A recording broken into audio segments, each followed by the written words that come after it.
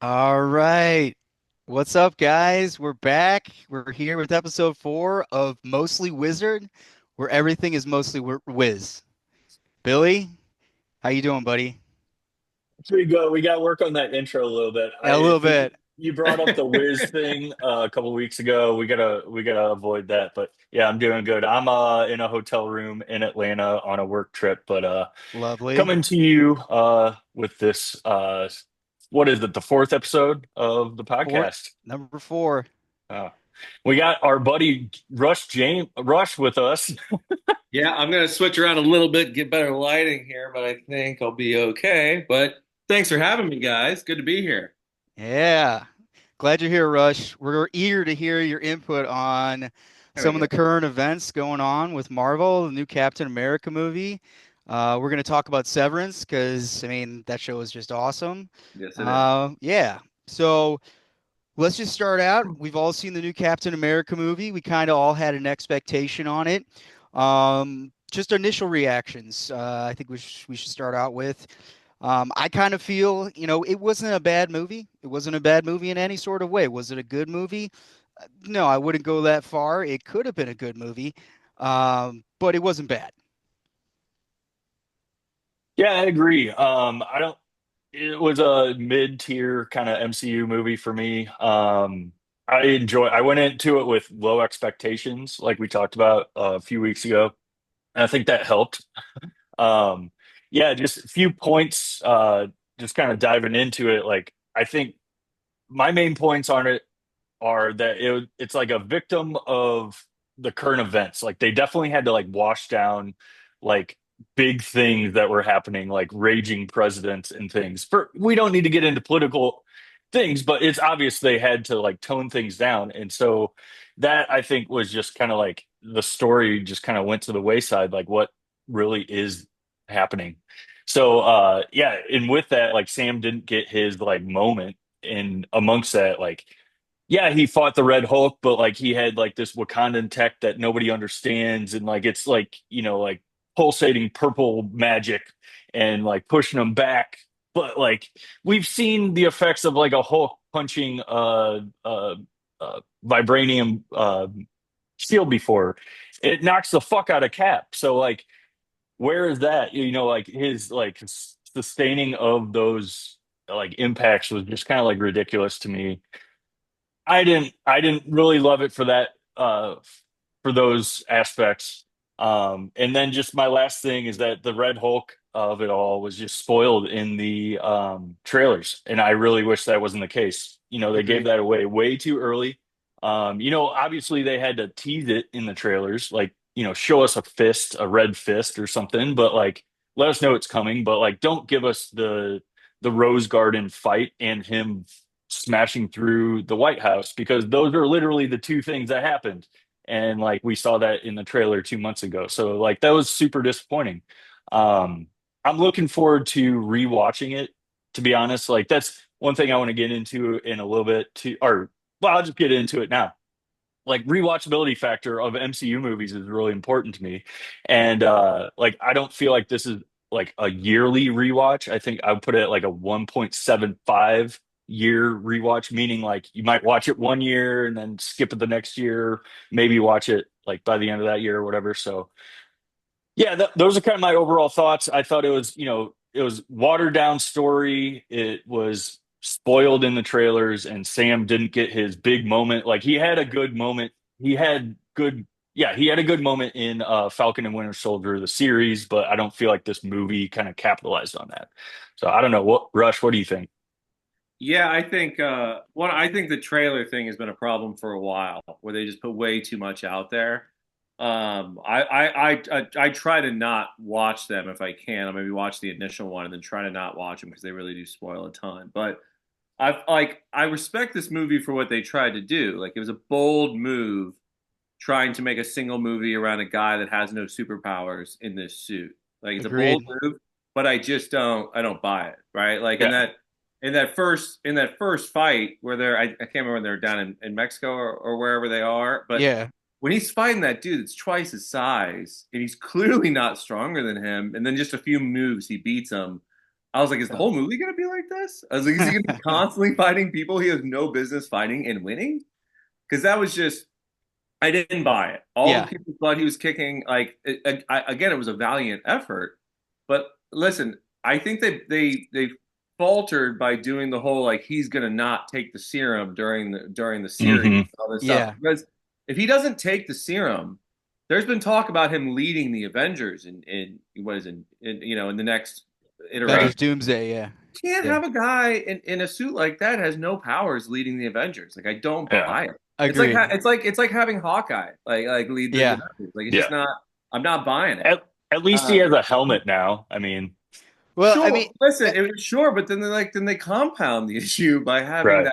that the Black Widow chick who's maybe 4'10", like okay. at that. Like she is incredibly tiny, right? I don't care Um, how good of a fighter you are. And I that just threw me off. Other than that, like I liked a lot of aspects of the movie. I thought Harrison Ford was great in it, and it wasn't a mhm. bit of a bummer to. I really liked, the bad guy. I think they could have done a few things better with it, but I like the story. I like that he had been helping him for all that long, Yeah. Oh, the and I leader. thought that was a good effort. Like I thought it was believable with the way that they were doing the flashes on the phone. But again, yeah, I give Sam, or the actor playing Sam, all the credit in the world for what he was faced to do. But you got to give him the super serum if you're going to continue on with that, in my opinion. Yeah, I agree. I mean, there was that part where he was fighting Sidewinder, and Sidewinder goes ahead and stabs him, and then stabs him in the side with an axe, and he was totally fine. And they did some He gets stabbed exposition that like 3 times in the well, movie. they said that he Yeah, he's like had like a John Wick suit, like it was a Kevlar clothes or something like that. I was like, yeah, come but it went into him like a few inches. on. Yeah, Yeah. I know, I It was know. ridiculous.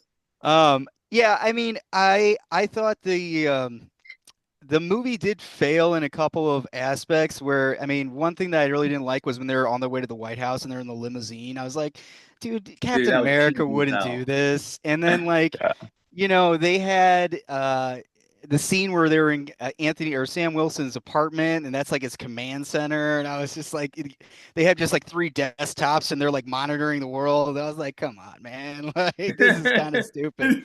But Dude, room was ridiculous. It was like a WeWork that they went to, yeah. dude. In It's in ridiculous. no world does the president of the United States board an I active yes, warfare yes, vessel in the yes, Pacific Ocean near Japan. right. In like things are escalating. You're gonna put the president there, and like that's the other thing too. They kind of like globe hop around the world in this movie, kind of like conveniently, which bugged me. There's just that's kind of what I mean about the sloppy story. You can tell they just like pieced this together, and it was just I don't know. There was something better there. Like I rewatched Winter Soldier, Mhm. Captain America, Winter Soldier. That's one of my all-time Uh, favorites. Yeah. so freaking good. And like that's what I mean about like not to get political on things, but they leaned into like what if there was like this, Hydra element to the national security agency above, the shield. Uh they really dug into that, and that's what I would have loved from this movie, like a real espionage style movie. they Yeah. they had those elements. They had, the Black Widows and the Secret Service and all these things, but I that's what I mean by they just washed it down for whatever reason, and it was disappointing. So Yeah, yeah. I mean, yeah. and I agree. And we had talked about this before, where we were kind of hoping, as far as a comparison to like the older, the Steve Rogers, Chris Evans, Captain America movies. Just like you said, I mean, Winter Soldier, perfect example. It's a spy versus spy movie. I mean, I was hoping for that sort of aspect to it, and which Yeah. probably would have saved this movie and made it a little bit better. Actually, probably a lot better. If they did more of kind of like him not being in the limelight so much, and there at the White House, that sort of thing, and. I think that would have made it better. I do wish they would have made Isaiah Bradley, his character, more central to this movie. I do think that he is number one, a good actor, but number two, his character's got a lot of background that you could have dived into. He's a character that's been like just totally destroyed by the country that he fought for, and then like there's a whole lot you could have done with Dude, that. you could do And an plus, Isaiah he's Bradley movie. That would be yeah, great. Yeah, yeah, agreed, yeah. agreed, agreed. And I think that would have Yeah. it would have made a whole lot more to this.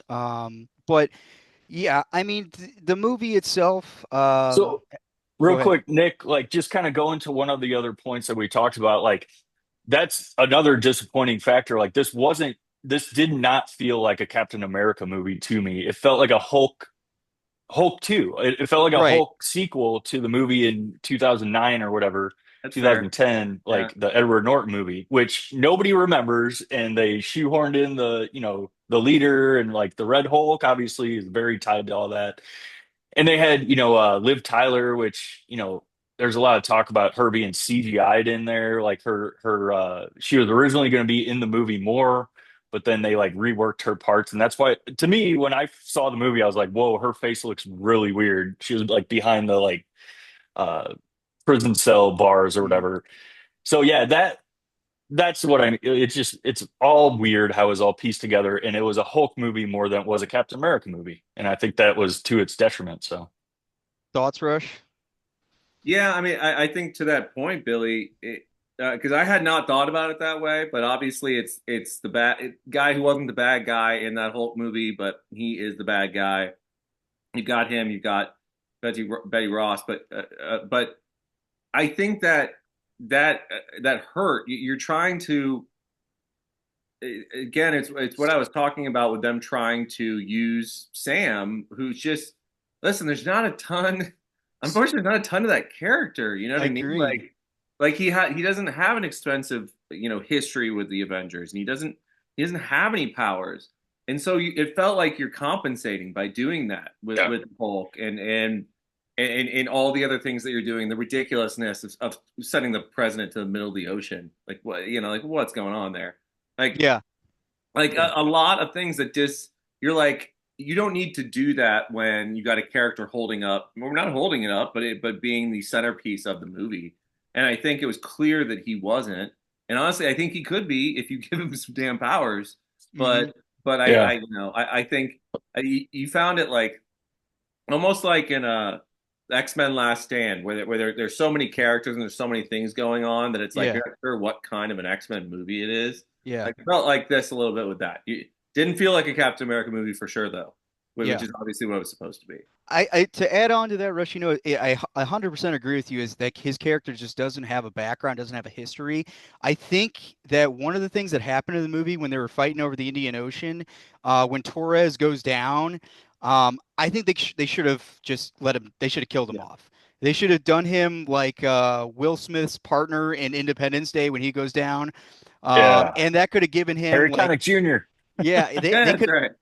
Yeah. they could have given him that background history that like, hey, I'm never gonna let this happen again type deal, sort of thing. Yeah. And then at the end, like he decide like, hey, I probably should have taken that serum or something like that. Yeah. Yeah. Yeah, yeah.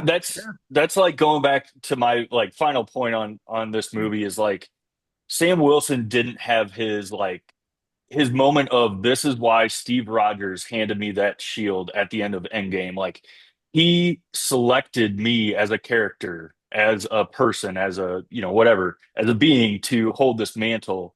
And we got that in the show. We kind of got that in the show, but like there was no like definitive moment of this is why he handed me that shield and not Bucky or not anybody else. And I don't know if we're ever going to get that now. Like this was kind of that chance to like make that statement, and they kind of Right. they skipped over it a little bit. It felt like I so. mean, you could at least explore the idea of you need him to have the serum or to have some type of superhero powers, and how do you make that happen, right?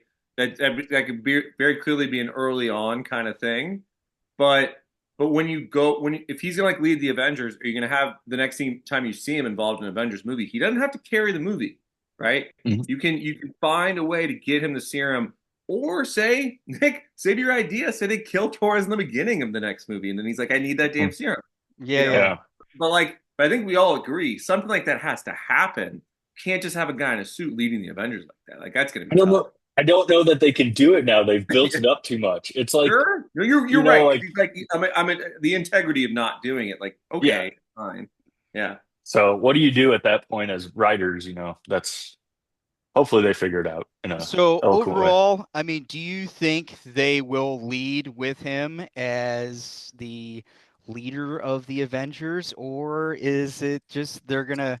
I mean, like they've gotta. I don't know. I just don't know. I mean, I think it's two different questions are should they and will they? I yeah. don't think they should, but I do think they will. Hmm. Right? Because like, listen, it wasn't terrible. Like he's a great, he's a likable Yeah. character, all that stuff. But like, He's tactical, he's military. It makes right, sense to have him in a but position like that. but I guess we got to ask her who else would lead, Hmm. right? Right. Right. He's got the Captain America mantle, right? Who's always the leader, and I get that, but like I don't know, it's not going to be Thor, you know, Not gonna be Hulk. not going to be Hulk, Not gonna be um, Ant-Man. Not gonna be definitely not going to be Ant-Man. Your Uh, options would run pretty Stephen low. Strange is in some other dimension fight or we got chasing Shang, after purple chick. Shang-Chi. Maybe. Oh, dude, Shang-Chi's awesome, but He's a badass. what if this is where the Fantastic Four comes in, man? Mhm. Reed Richards. Because honestly, I'm really digging. I don't mean to jump here, but I really am digging the trailer for all that stuff. I really, really am. Yeah. Yeah, you want to tell us your thoughts, dude? Yeah, let's get into that. Dude, I'm so like I think they're finally doing it right. Hmm. I like the old school. I like that they're CGIing the thing. Like that makes sense to me. I'm like Galactus. I think they're messing with us a little bit because Galactus is kind of small in that trailer. But I am He can interested. grow. Sure, sure. But I am interested. I think you're going to have Reed Richards' son, involved somewhat early on. Hmm. I think they're like, hey, don't be fooled. We're not like going back old school and doing an origin story here, and they're going to dive into it a little bit more. Yeah. And that way you can use them as a centerpiece, which they are a centerpiece. So Hmm. I'm very, very optimistic about what they're doing with Fantastic Four. I think a lot of good things are coming with that. So do you think in that, from what we saw in that trailer, I know that John Malkovich's character, he's possibly going to be like a villain, maybe that is kind of like one of like a lower tier villain, not the Yeah. main one, type deal. And then you're going to have the big bad, which is Galactus.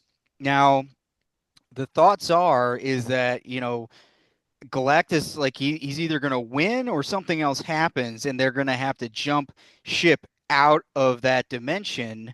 And that's how Robert Downey Jr. He's from like the working theory is that Robert Downey Jr.'s doom is from that their Earth, Mhm. and at the end of that he jumps. He also escapes. What do you think on that? Rush. Oh, well, honestly, that's the first I'm hearing of that. I did Yeah, not know that would necessarily be the case because I mean, yeah, I don't know. they didn't make It's any reference to him. But here's the thing. I found out the other day that Marvel has been pursuing John Malkovich for a very, very long time. He has said no like 30 times. hmm. And I think it'll probably be for something that's either unique or big. And I don't think you need to, but to your point, I think you don't want to waste the Robert Downey Jr. bullet early. So I can see him being involved late or maybe even, post credit scene, Right.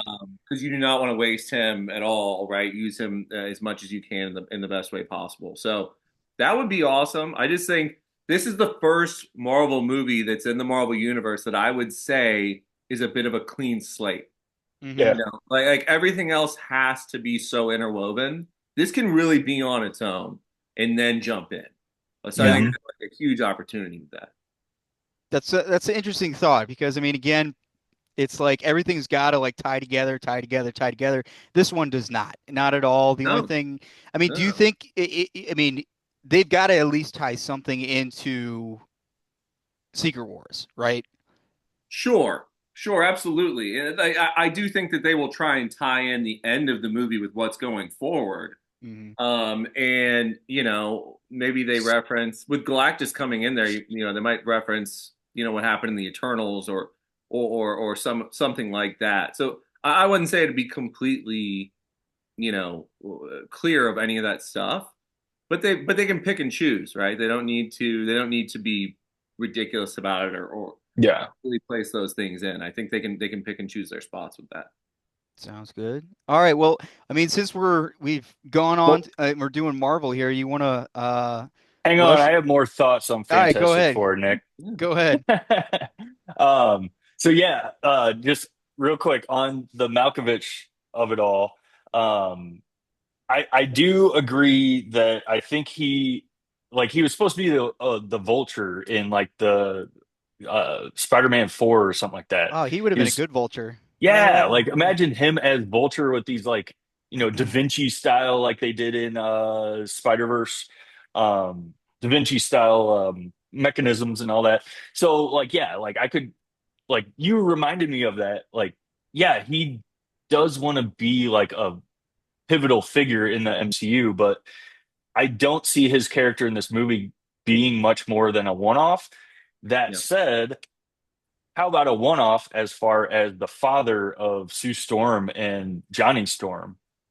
That's somebody, right? Or no, yeah, that's like somebody from the comics, right? Not Well, it's supposed to be he's supposed to be the head of the Baxter Institute. Like, yeah, the yeah, yeah. Baxter. Yeah, so like what if he's that guy? So like that is, maybe he only appears in this movie, but you hire somebody like Malkovich so that we remember, like, oh yeah, their father is Malkovich. Like Sure. we always have that in our heads moving forwards. Like I think that there's something to that. But So and I think that's a fair point. I mean, he's probably saying, I don't want to do a 3 to 5 or 6 movie contract, right? He could be yeah, like, hey, let's do he this can movie and do it big. Yeah. come back for flashbacks and Yeah. like tie-ins or whatever. And so yeah, going along with that, I do see a lot of generational things happening in this Fantastic Four movie. I think that Sue Storm is going to be pregnant. I think that's going to be a big crux of this movie is like she gives birth to this kid, Franklin Richards, I think. Yeah. Yep. Who's one of the most powerful beings. Yeah, who can like I think is going to ultimately save them from the Galactus Good threat. point. Like or not necessarily save them, but like transport them from the incursion, and that's how they get over into our Yeah. proper MCU universe. So yeah, that was just one thing that I wanted to mention. Um, the the big bad of it all too. I think the Silver Surfer is going to play a bigger role uh, than we've seen so far. I wish they would have shown more of her, maybe him, maybe her in the It's trailer. her. Yeah. Yeah, Yeah, it's her. her. Yeah. Which yeah, I love that actress like from Ozark and everything. So looking forward to seeing what she does. So like yeah, having that like Silver Surfer come in, being the first initial, maybe you have like a mole man to have like the first big battle of the movie, but then you have Silver Surfer appear and then the big incursion happening with Galactus. One other thing that I have to hit on, well, two other things, sorry, real quick. One small thing. Everybody, including myself, has had not everybody, a few of us have had a problem with Reed Richards having a mustache. A full beard like you, Rush. That's comic accurate. Like Reed Richards has a beard, but he's never had just a singular mustache. It's kind of weird. It also doesn't fit with like the 60s. It's not kind of like you look at scientists from the 1960s, NASA astronauts and stuff like that. None of them have facial hair, period. I think the tie in there, in my mind, which is Pedro Pascal just saying, I want a mustache. But story wise, I think, is Tony Stark's father, Howard Stark, had a mustache. He was in that same era of this like retro futuristic uh, thing. And I think there's a reason for that. With if we're doing this whole thing with Doom looking like Tony Stark from the MCU, and Howard Stark maybe is the equivalent of Reed Richards in that universe with the mustache. Not to make a big thing out of a mustache, but I think there is something to it. And then the Billy, last thing, you're really out there on that one. I dude, like I it know though. it's a I like stretch, it. but dude, it's there. So so It's you're there. so you're saying that Robert Downey Jr.'s character is going to have a mustache. No, Is No, that correct? I'm saying yeah, Reed Richards in this universe of yeah. Fantastic Four is the Howard Stark of that universe. Okay. Okay. I And gotcha. so there's going to be some sort of comparison. Last thing, Rush, I touched on this on our last episode. I think this is going to be singular, like outside of the MCU. The biggest tie-in The mind-blowing tie-in is going to be that the incursion of this Fantastic Four movie is going to lead to the establishment of the TVA. And that's why the TVA looks retro like it does. Boom. Okay. It's going to be fucking awesome. I've heard a lot of talk about the Illuminati as well, Hmm. which I think there might be some tie-in there. I mean, TBA. I mean, they've got to kind of what redo it a little bit. I mean, is that why you say that? Because I mean, I think it's Well, extremely old. he's touching on like the technology that the TVA Yeah. use, Right. how it looks, you Oh, know. because Like okay, I get what you're if saying. time I is get flat and the TVA has in essence always existed, but it had to like start at some point, it's my theory is that it started in this Fantastic Four world okay. via Franklin Richards, reality bending thing. And he's like, oh, I'm going to take what I see in this world that's disappearing or melting or ashing away, however they do it, and I'm going to like put it in this void Hmm. and make the TVA this entity outside of time and space. Okay. Okay. I got you. I like it. I like it. Maybe. So let's move on, Rush. I know we wanted to hear your thoughts because we did talk a lot about the Thunderbolts last episode. Do you think? What do you think about that movie? Because I personally I like it. I've got high hopes for it. Red Guardian is going to be kind of one of my favorite characters. I thought a possible love connection might happen between Bucky and Yelena. I don't know. What do you Well, think about the movie? what I'm excited about. Remind me, is it Sentinel that's the bad guy? Yeah, well, he it's the Void, but they're the same person. Like Okay. it's an entity that like lives in Century. Sentinel Sentry. Century. That's right. or Okay. Sentry. Yeah, yeah, yeah. Because Sorry. I was pumped to see him. And the crazy thing is, again, I'll go back on what I said earlier. I don't like necessarily watching too much of the trailers, but when I don't really know much about the subject, I don't know a ton about Thunderbolts, the movie keeps changing on what I think it's going to be each trailer that comes out. And I like that, when it's an ensemble cast like that, not one person has to kind of hold it up.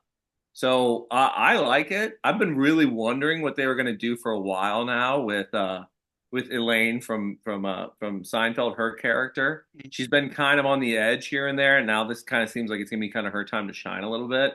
And I just think she's an awesome actress, and I'm excited to see what she does there. But honestly, big point about this.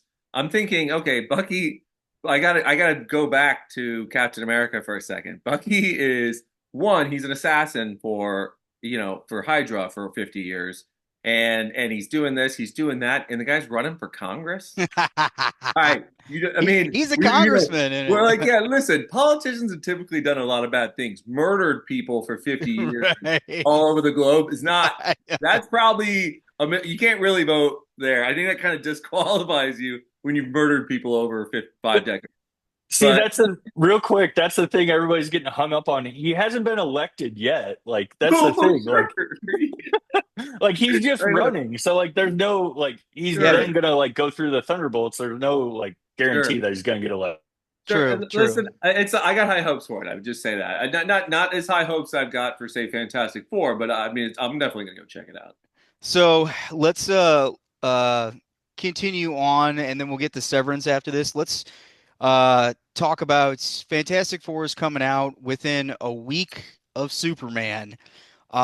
Let's start with your thoughts on Superman. I mean, we were talking about this before, Rush. I really have no clue what this movie's going to be about. Billy did lay out some good thoughts that this movie is not going to be what we see in the trailers. It's going to be something totally different. Um, and we talked a bit about Nathan Fillion's Guy Gardner, which I love the fact that they gave him that bowl cut and he's sporting Yeah. that. What are your thoughts on this upcoming Superman Rush? I'll tell you this. First and foremost, I've had my heart broken too many goddamn times on these Superman movies, right? So I'm going to do my best to keep my expectations extremely low. Yeah, that's I good. can't do it anymore, man. That's by far my favorite character. I Hmm. love comic books. He's my favorite, and the movies have just always disappointed. And I thought Man of Steel was great, and then they just kind of blew it, in the universe. But Hmm. um, I think the trailer looks. I'm hoping Billy's right because Billy, can you after I touch on this afterwards. What's going on with the graphics of the movie? Like, it doesn't look cinematic. I don't know what's going on there. His flying face looks just bizarre. So when I'm seeing that, and like, I got faith in James Gunn, man. Like what that guy does, I think his writing is brilliant. And I'm excited. I think the cast is great. I really do. I like the guy who's playing Superman. But just the look, are they trying to throw us off, or what's going on with the trailers? Because again, it put a pit in my stomach where I'm like, not again. Don't do this to me again, man. Please. Yeah. So yeah, that kind of touches on my theory of like these trailers are presenting this like okay, let me go back a little bit. Yeah. I think James Gunn has written this movie to be a statement on the affair the state of superheroes, the superhero genre. Sorry, I can't talk for all of a sudden. I think it's gonna be a statement on that. And like basically his statement is it's over flooded right now.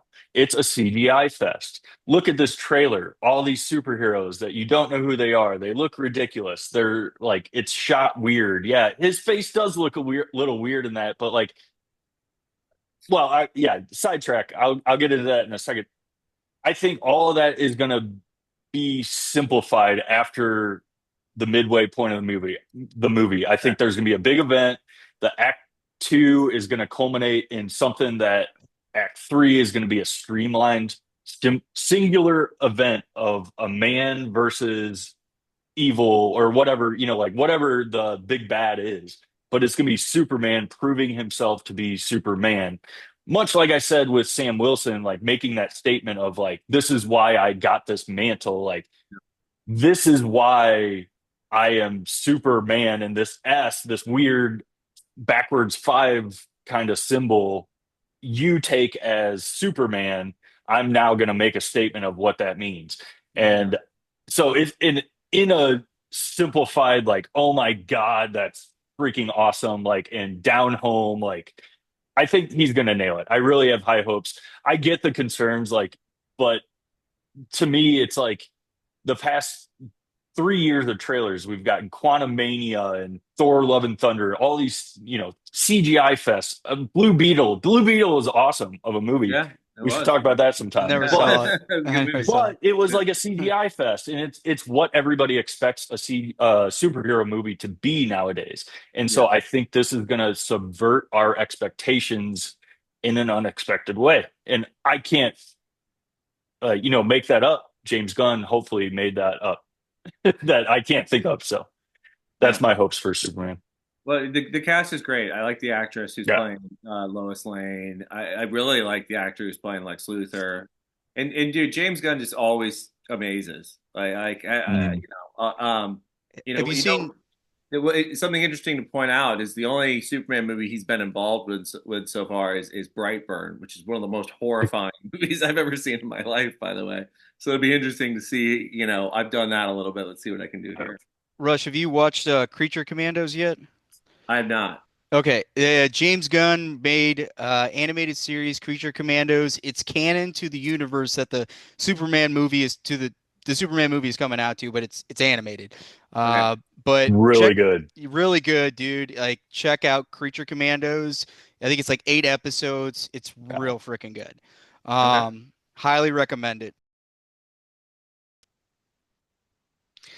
All right, so to end out kind of what I started it with, what do you think as far as Fantastic Four and Superman coming out in pretty much the same week? Um, Rush, what do you feel about that? I mean, like, is one going to get crushed? Is it a good thing? I mean, it's risky on both sides. I mean, It is, and you've got two real heavyweights of Marvel and DC going up against each other. I think that sure, this is a new, kind of old school change for Fantastic Four, but this is the third iteration that we've seen, right? And Marvel's struggling, to keep eyes on the screens a little bit. DC hasn't had anything big come out in a while. I'm not sure what the last thing's come out. Maybe it was the Rock's movie. And James Gunn came in and kind of scrapped everything. So I would think the advantage would probably go to the Superman movie as far as who's going to hit better numbers initially.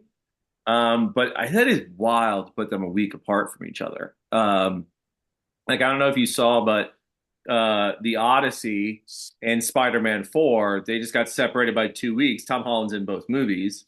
Yeah. Maybe that had something to do with it, but that's great. 2 weeks is great. You get enough of your run. So I wouldn't be surprised if they change it, right? Mhm. It doesn't necessarily mean it's set. They're fine moving in a week, right? It's months that's Mhm. an issue. So I wouldn't be surprised if they did that as we get closer to it. I do think it's a weird call, but if I had to give an advantage, I could slight one in the Superman movie. Yeah, I mean, I kind of agree with you, but at the same time, I think I really don't think it's going to hurt them too much, just Yeah, because, I mean, they don't, to be honest, you don't have the saturation of superhero movies and superhero shows because they realize that that's not working. So they yeah, dialed that back. So I think, people are going to be receptive to just seeing both movies. yeah. So I know I will. yeah, I Yeah, agree. I think it moves. I think Fantastic Four moves. I don't know, like they're in the kind of gimmicky phase. Like Marvel has to win back fans, so like maybe they put it out like, "Hey, we're moving it up 2 weeks," because we're so confident in this. Really, we're not. We're just trying to beat Superman. Yeah. That sort of thing. I Mhm. could see something like that happening. But if they keep it where it's at, yeah, Superman's going to dominate. So, do you guys want to move on to the greatest show on TV? Yeah, Severance. Oh, Yep. Hello. Nick, you're paused. Oh, Oh, I lost you guys. I'm back. Yeah, my connection is not good. No, you're Okay. good. Yeah, Uh, Severance. yeah, let's talk about the latest episode. Um, as far as what the fuck is going on, I don't know. I don't know. All I do know is that they're start think characters are starting to evolve. Things are starting to unravel. But we still don't know when this is taking place, where this is taking place. I mean, I've seen options that this is supposed to be in like Michigan area, the northern parts of Michigan. Um, Yeah, he has a modern phone at the beginning of the last step, or not this past one, but the one before that. Um, but they're also using flip phones. You see these tube TVs like the ones we had in around 2000. So what do you guys think? Let's just start off what do you guys think is going on? yeah, real quick, sorry, I was gonna jump in with I heard somewhere on a breakdown that the state was listed on a return address Hmm. of PE was the abbreviation, which is obviously a fake state. So like really interesting. Like what the fuck does that mean? Well, I mean, Um they showed I don't know, I think it was a Kier overlooking this cliff, and they had these lakes down there, and it looks like the Great Lakes. yeah. Um, but then they're also like I think it was Bert and his husband were going on vacation to Milwaukee. And so I mean that's right around Michigan type deal. But Yeah. um, so Well, yeah, just jumping into that couple real quick. That was my biggest takeaway from this episode was like Christopher Walken and his husband, like that dinner scene was so freaking weird. There was, I need to rewatch it. I've only watched I the mean, episode once. of course that guy's weird. He let Faramir die. You know. Yeah, that was that the You know? red Yeah. Well, he wedding sat there and thing? ate fruit. I mean, come on, Yeah, the guy's a yeah, sick that's puppy. You know. not Game of Thrones. It was Yeah. yeah. Yeah. Lord of the Anyway, Rings. Lord of the Rings, my bad. Yeah, so like I think his slip up with calling it, 20 years ago, but it was really 12 that the Severance program had started. I don't think that was a mistake. I think Christopher Walken's character has been working there pre Severance, the Severance treatment or whatever they Yeah. do, the Severance. I think he had a hand in developing the actual severance of it all. And like maybe he was down in that room. Um, you know, that's the other thing that I kept thinking about throughout this episode was when we first met him, he was dealing with paintings about the uprising, the previous uprising. So like, was he part of the uprising and that's why he was subjugated down to that like, dark, kind of research and development? That's the wing he was in. Right. Why was he there? Like was he a severed employee to begin with? Like, I don't know. Like that was my biggest takeaway was that whole conversation was really weird and I'd like to revisit it. So Thoughts, Rush? Yeah, I mean, what keeps sticking in my head is Mark messing around doing all this crap, right? Like the surgery and the murder from the doctor. But like no one seems to be paying any attention to what he's doing over at Lumen. Like I Yeah. find that very surprising because like he's the focal point of this ad campaign. Like we're listening to our employees and we're doing all this. Like Mark is incredibly vital to what's going on, and they don't seem to. I thought when in this last episode when Elena Egan Keegan sat down with him that that was part of a surveillance or something like that. Maybe it was.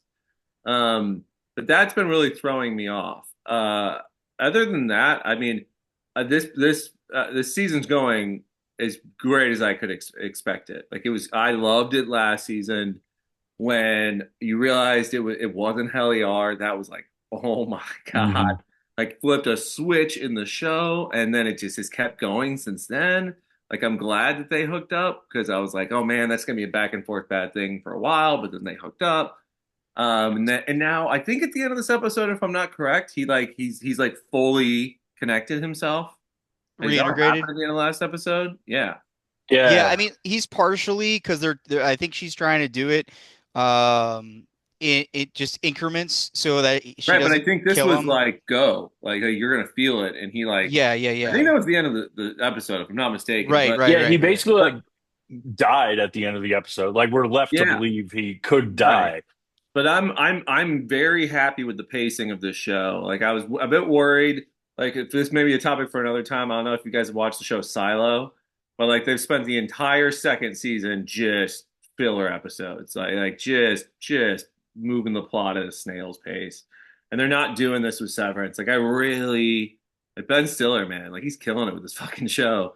Like the first season, I Yeah. was like, "There's no way you can top that." And they're really doing a good job of keeping it going. So And I what do you and I want the brother-in-law to come back more on the show because I think he's hilarious. reckon? Yeah, Rick is awesome. Yeah. So what do you think of the idea that the data refinement what's their MDR, what's this, Macro data macro, yeah. Macro data Yeah, refinement. MDR. what do you think of the idea that the data that they're refining because it's emotion based is to basically refine emotions for like a clone body.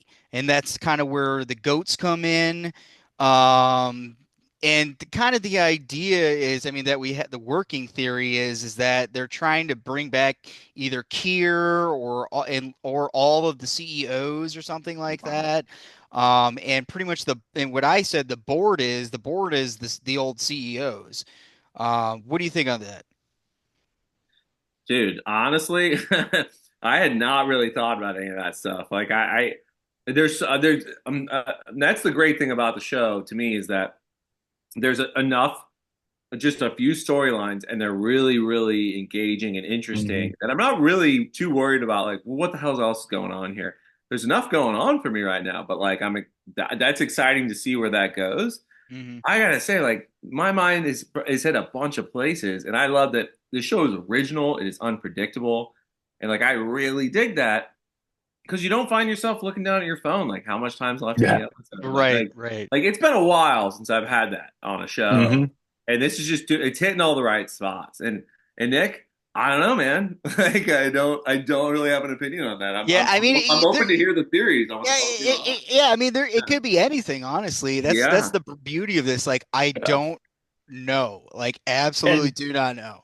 I Yeah. think that's the beauty of like why this show is working so well is like you compare it to Lost. this show wouldn't exist if it wasn't for Lost. But where Lost kind of failed was they didn't know where they were going. J.J. Abrams' famous, black box thing, you like Yeah. create a black box in the middle of the story. You never tell the audience or yourself what that black box is, and you just build a story around it. And that's what Lost did for nine whatever seasons. And four of those seasons were great. But then they kind of like went off the deep end with like a bunch of BS.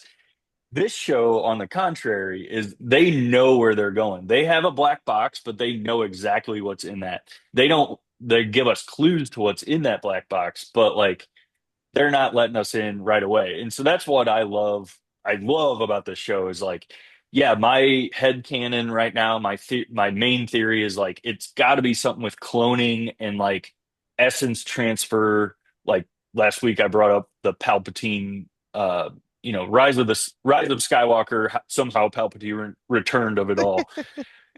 What if it is like a much better explanation of that? Like this woman died, his wife died in a car accident. Her essence was trapped by some sort of technology, and now they're working on reintegrating it into this clone body.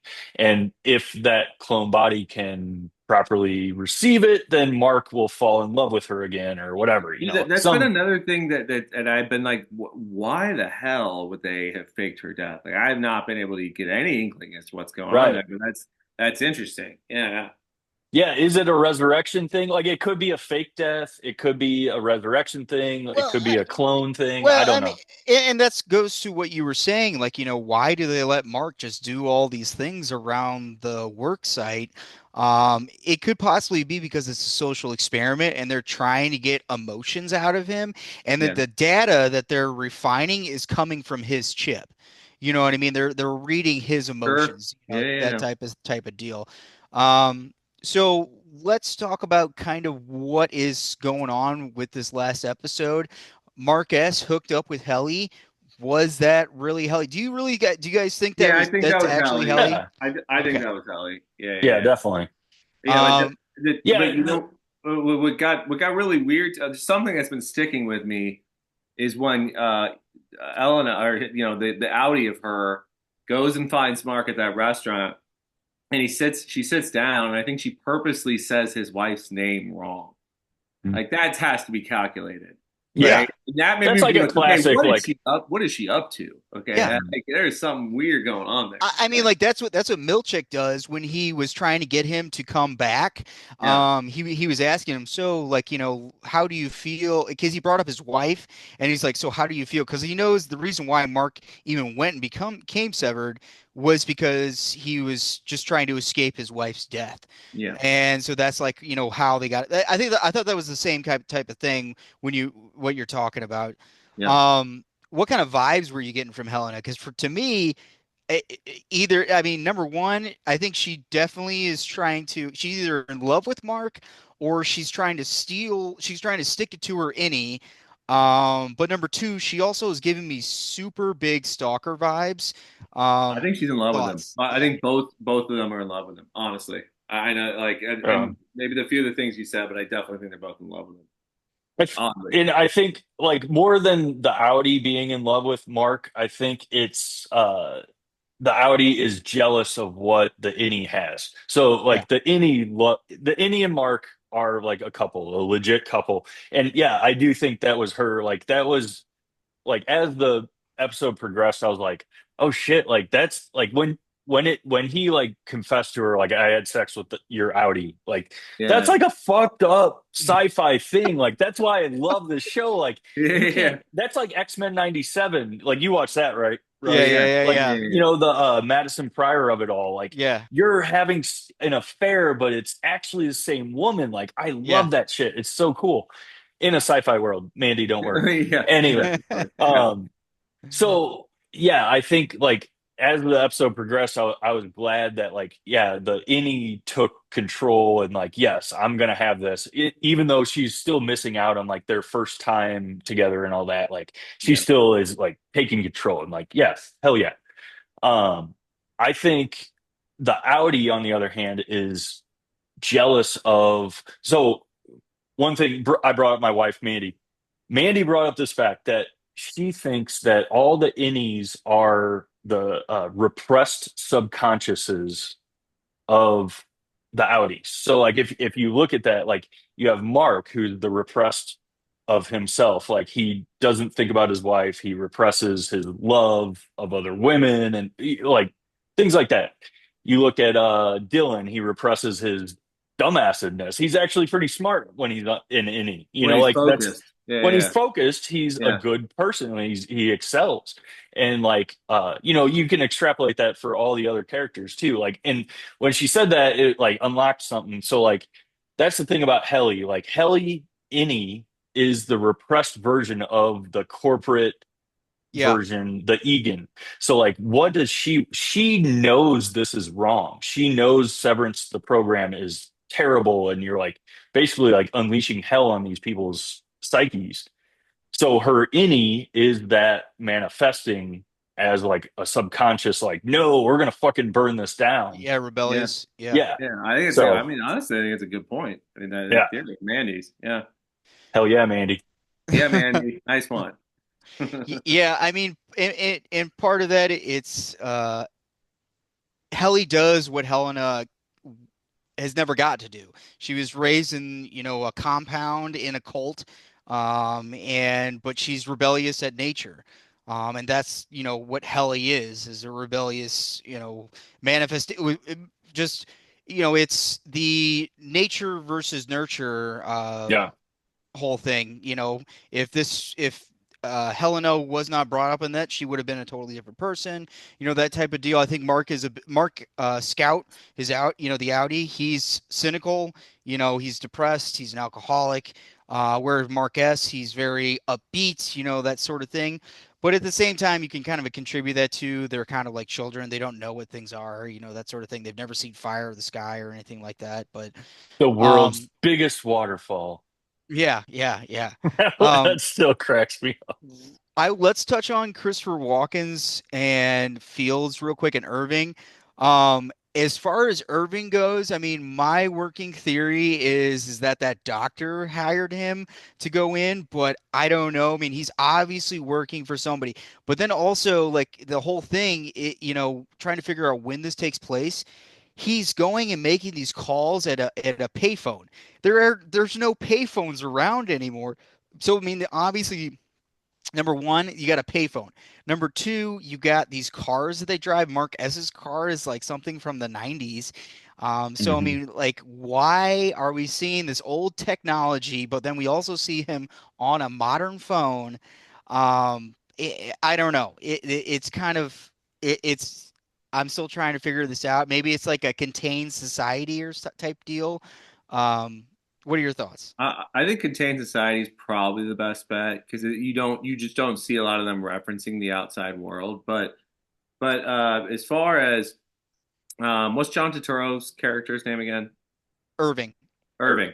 No, I do think he's probably working for the doctor. And back to Mandy's point, want to talk about the like the repressed. He's like Mr. Rule Follower on the inside, and on the Mhm. outside, he seems like a pretty badass dude, Yeah. right? He's not taking any crap or anything like that. So I do think that works there. But it's I think that has something to do with it. I don't think it means that they are in the 90s or something like that again Right. because the width of technology that we've seen. I do think it's kind of like a closed course because like dude, remember in the first episode or two of the first season when Mark they talk about the housing that they had built over there and it was like Mark and his neighbor Yeah. like for some reason it wasn't filled or whatever, and it makes it look like there's not really a big community around or like even big apartment complexes like the one that he's in is it's empty. Hmm. Yeah. Yeah. Do you guys think that Christopher Walken and his husband Fields know that Irving? I mean, we saw somebody go into Irving's house and go through his trunk. Obviously, somehow they knew that was there, but they saw the papers that he have. Do you think this whole thing was just a big ruse, or do you think that they have been monitoring, like somebody else is monitoring Irving, and they saw that he was going to be out of his house, and they're like, okay, go in now? Or do you think Christopher Walken's and his husband are in on it, and they're like, yeah, we'll bring him out, and you can go in. What do you think? I hadn't thought about that. I do think it's, the Lumen is just doing what they want at this point. Like they're treating the people like, you know, property. And so Hmm. like in or out, as we're coming to find out, like, yeah, I hadn't thought about that until just now, but like at any workplace, you're kind of theirs once you're there. Like you're the once you're logged in and on your computer and working, like you're their property for that 8 hours. But like what Lumen is showing is like when you go home, you're still theirs. Like they're gonna monitor you. Like they can unsever you at a moment's notice. Like when they brought Dylan into the closet in season one, and Milchek brought him into the closet and woke him up for a second and all that. So yeah, it's kind of it's Lumen is all controlling, and I don't doubt that they have this whole town on lockdown. So Yeah. So, what do you guys think about Milchick? I think personally, he's in the same boat as Miss Corbell, where he was brought up in some kind of school or something like that. He's a true believer. Um, I think with the paintings that was presented to him, I mean, he's still got to be real to himself, and he's displaying a whole bunch of resentment and dissentment. How do you think he's going to be tying in here? Do you think he's going to be the key to them getting, you know, whatever the answer that it is because they're like, hey, they're screwing you over, dude. Like, help us out, type deal. I mean, I would more think. I think it's possible that he helps them out, but like I kind of think he might just like kind of snap in general at some point. Yeah, mhm. yeah, You he's a know, psycho. like he's kind of a psycho, right? Like he showed, like, dude, his dancing, like the guy's a little wacky, he's a little out there. And then, like, when he was doing, what was he doing in this last episode? Where he went in there and he was like changing, he was trying to shorten his words and make them Yeah. simpler. Well, Like, he's responding to his performance report right. about being too I mean, eloquent or whatever. yeah, I mean, listen, I think he might snap. No, as far as Miss Hmm. Wong, I don't know what the hell's going on with this 12-year-old because I don't know. I Well, really am so confused about the he, point of her. sh Yeah, Milchek said to her that he is, she's like in a program and he yeah, has to sign off yeah, on yeah, like if she yeah. passes or not. Yeah. I think it's the same school type deal that like, Miss Corbell was in as well as, I can guarantee you Milchek Yeah. was in it too. Yeah, totally. Yeah. Um, and then the last thing, we'll talk on Dylan real quick here, and then we'll move on. For the last thing is the Andor season two trailer. I just wanted to get your thoughts. Do you think either Dylan banged his Audi's wife or he's going to? I think he did. Like, short answer, they totally banged. Yeah.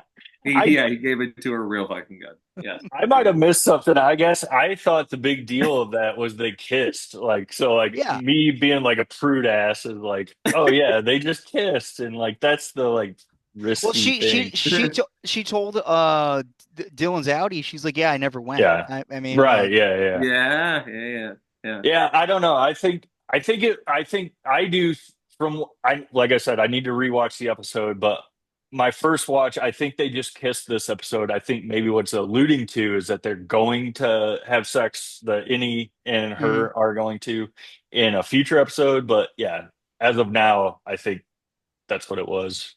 right on. All right. Let's end this with Andor season two trailer. It dropped yesterday. Um, so Billy, I told you this before about the soundtrack in a trailer. This doesn't Okay, totally I look, apply though. It's not it doesn't. classic rock. It doesn't like because Andor, I mean, like season one, it's dark, it's great, it's awesome. I don't know how they could fuck up season two. I don't. So I want to say that doesn't apply here, even though they did have it. Um, we saw director Krennic. We saw the construction of the Death Star in there. We saw that what was his robot's name? K2SO.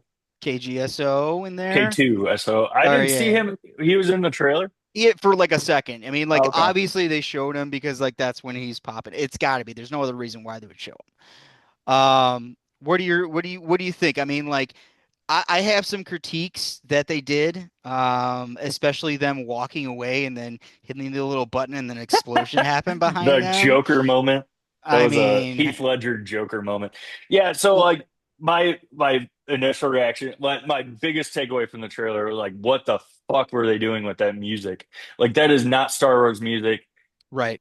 Like so two things about the trailer. I had not noticed that, by the The way. music is just like it was off-putting. It was like, okay, at first I'm like, okay, well, Oh, they're going for I something gotta go different. rewatch this thing. Damn. Yeah. But as it goes on, it's like super distracting. It's like, okay, all these images are happening, and like I like that, but like you're like bugging me with this music that doesn't fit Hmm. in Star Wars whatsoever.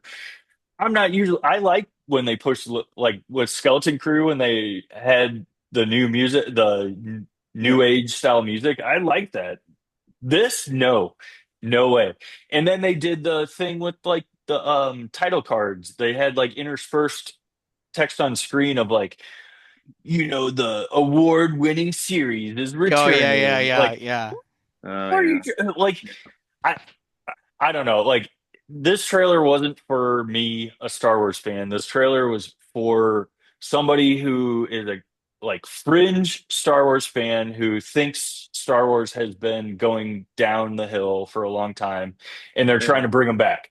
I think that's why they put this style of music. That's why they did the text on screen. They're trying to make it look like a network style show. Like, hey, mainstream America, like come watch this show. It's for you. Like that's what they're trying to do. I don't think that worked at all. It's not the show for them. It's not a mainstream America show. Like not everybody's gonna love Andor. I have mixed feelings about it. I love the show, don't get me wrong, but like it's not fun. It's not like a fun show, which Star Wars for me should have a level of fun. Um, so yeah, with that, I'm really looking forward to season two. Really like what I saw. Didn't love what I heard.